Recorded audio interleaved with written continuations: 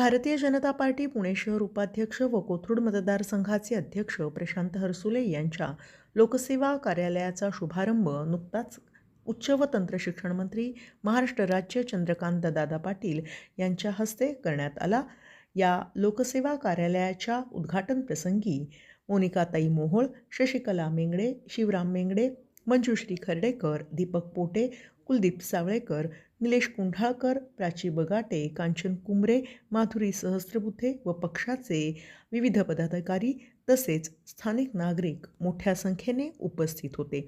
या प्रसंगी चंद्रकांतदादा पाटील म्हणाले, बुल्लियांना महापौर असताना आणि त्यानंतरच्या काळामध्ये 3000 कोटीपेक्षा जास्त विकास कामं केली, जी आता अलीकडची, आणि त्याच्या लोकार्पणाला देवी आले।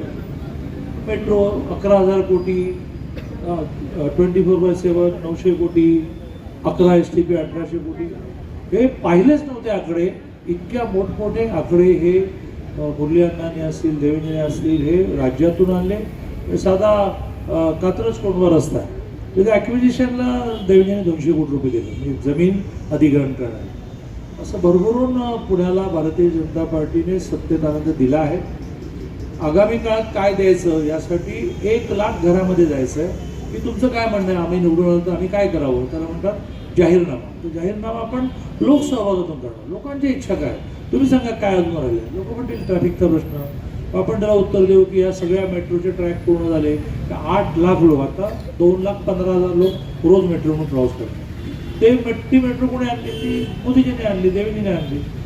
आता आम्ही जे मार्ग मान्य करून घेतले ते झाले की 8 लाख लोक मेट्रोने जाणार। ज्यावेळेला 8 लाख लोक स्वतःची गाडी बाहेर काढणार नाही, मेट्रोने प्रवास करतील, त्याला ट्रॅफिकचे प्रश्न संपतील। प्लस या अधिवेशनामध्ये देवेंद्रने घोषणा केली की आम्ही आता ओव्हरब्रिज वगैरे करत राहू, पण मुंबईत जे केलं की मोठ्या प्रमाणात बोगदे तयार केले आणि काही वाहतूक ही जमिनीखालून सुरू केली। आपण जर मुंबईत येत असाल तर मंत्रालयातून बांद्राला जायचं म्हणजे अक्षरशः अंगावर काटा यायचं। पण आता मंत्रालयातून निघालो की डायरेक्ट बोगद्यात गेलो, आणि बोगद्यात गेलो की डायरेक्ट आपण तो जो आपला समुद्रावरचा सी लिंक आहे ते बाहेर, किंवा इकडे या शशिकलाताई मेंगडे, माधुरीताई सहस्त्रबुद्धे, मेंगडे भाऊ, जयंत भाऊ, मंजुश्रीताई, निलेश भाऊ आहेत, बाप्पू आहेत आणि ताई आहेत,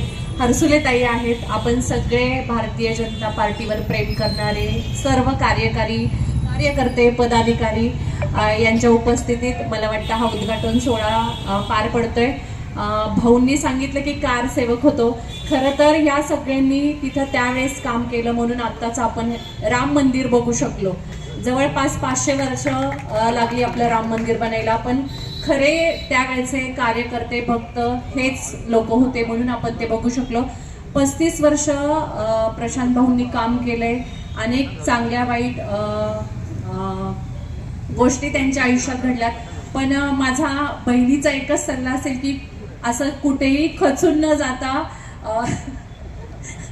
आपण प्रत्येक वेळेस ताठपणे उभे राहिलेलो आहोत आणि यापुढेही उभे राहाल अशा माझ्या आपल्याला शुभेच्छा। मला या कार्यक्रमाला बोलवलं त्याबद्दल आपले आवर्जून धन्यवाद। गेली जवळजवळ 35 वर्ष मी आणि माझे सर्व सहकारी या भागामध्ये भारतीय जनता पार्टीचं काम करतात।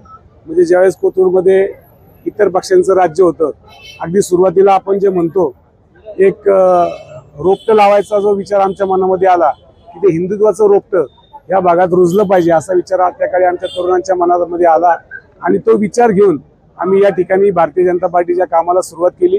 त्या काळात 20-25 असलेले आता 55-60चे आहेत, परंतु त्यांनी तो विचार सोडला नाही, ती तत्व सोडली नाही, आणि भारतीय जनता पार्टीच्या पाठीशी खंबीरपणे या भागातले कार्यकर्ते आणि जनता उभी आहे।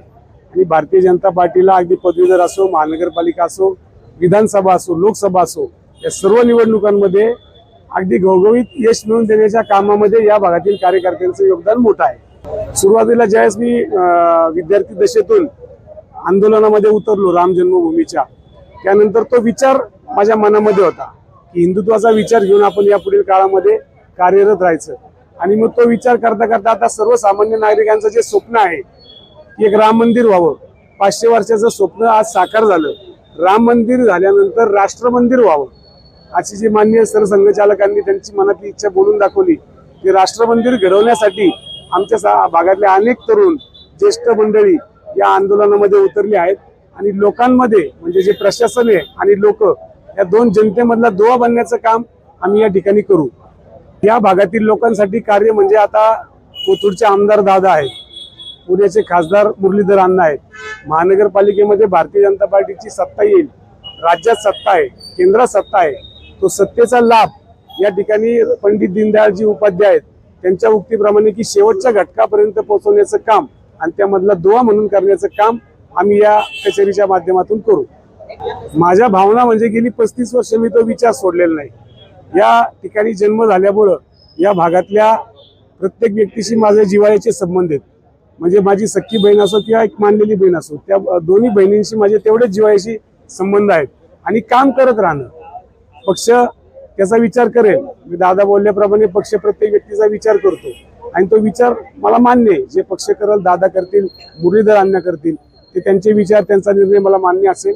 ही जी उक्ती आहे की मी त्या उक्तीप्रमाणे चालत राहणार आणि हिंदुत्वाचं काम करत राहणार, लोकांच्या मदतीला उपयोगी पडणार.